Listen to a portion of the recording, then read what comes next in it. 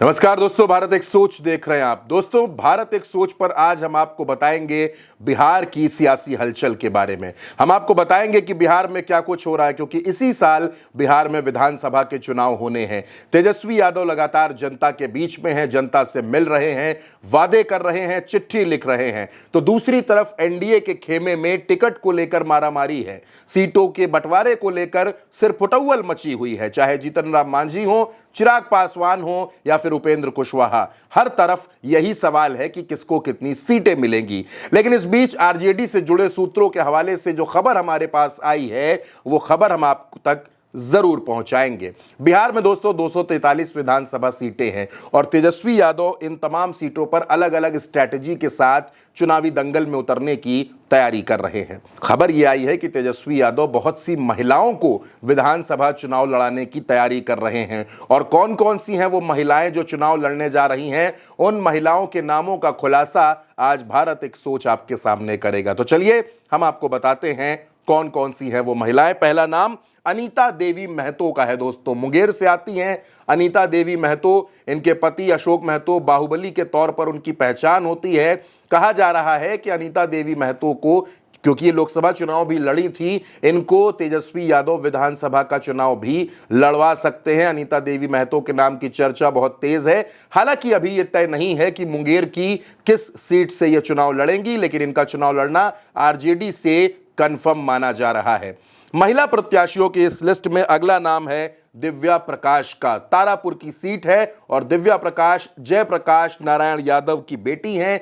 जयप्रकाश लालू प्रसाद के बेहद करीबी लोगों में शुमार रहे, यूपीए सरकार में मंत्री भी रहे और उनकी बेटी है ये दिव्या प्रकाश। इनके चुनाव लड़ने की चर्चा है। तारापुर सीट से बताया जा रहा है कि ये चुनाव लड़ सकती हैं। अगला नाम रेखा पासवान का है। रेखा पासवान के चुनाव लड़ने की भी चर्चाएं हैं। कहा जा रहा है कि तेजस्वी यादव के बेहद जो करीबी कुछ नेता हैं, उनमें रेखा पासवान का नाम शुमार होता है और रेखा पासवान चुनाव लड़ सकती हैं। इस फहरिस्त में अगला नाम है सीमा कुशवाहा का। दोस्तों, अगर आप बिहार की खबरों को फॉलो करते होंगे, सोशल मीडिया को फॉलो करते होंगे, तो सीमा कुशवाहा की रील्स आपने जरूर देखी होंगी। सोशल मीडिया पर बिहार की सबसे पॉपुलर नेताओं के तौर पर सीमा कुशवाहा की पहचान होती है। सीमा कुशवाहा की रील्स खूब वायरल होती हैं और कहा यह जा रहा है कि यह भी विधानसभा का चुनाव लड़ती हुई नजर आएंगी। इस लिस्ट में अगला नाम है ऋतु जायसवाल। हर कोई जानता है ऋतु जायसवाल शिवहर से लोकसभा का चुनाव भी लड़ी थी।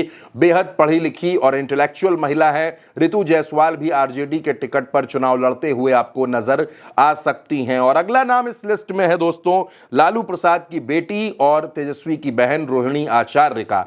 रोहिणी आचार्य सोशल मीडिया पर खूब एक्टिव रहती हैं, भारतीय जनता पार्टी को अक्सर घेरती रहती हैं। सारण से लोकसभा का चुनाव भी इन्होंने लड़ा था, एक अच्छा वोट शेयर इनको हासिल हुआ था, लेकिन ये चुनाव नहीं जीत पाई थी।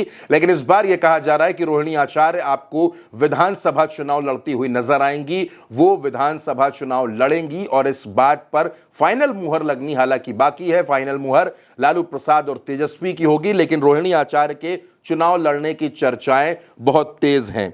अब दोस्तों, इस लिस्ट में जो अगला नाम है वो नाम मैं भी आपको बता देता हूं। वो नाम है मधु मंजरी का। जी हां, मधु मंजरी के भी विधानसभा चुनाव लड़ने की चर्चाएं हैं। अगला नाम बीमा भारती का है। बीमा भारती को आप जानते हैं, जाना पहचाना नाम है, वो भी विधानसभा का चुनाव लड़ सकती हैं।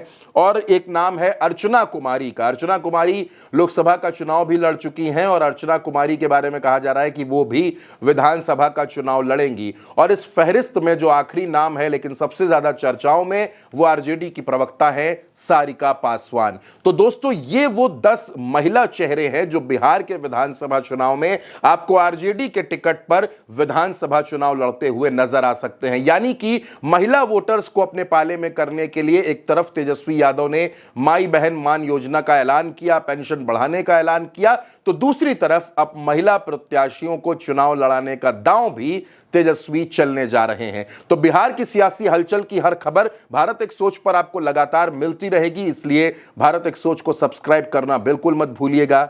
नमस्कार।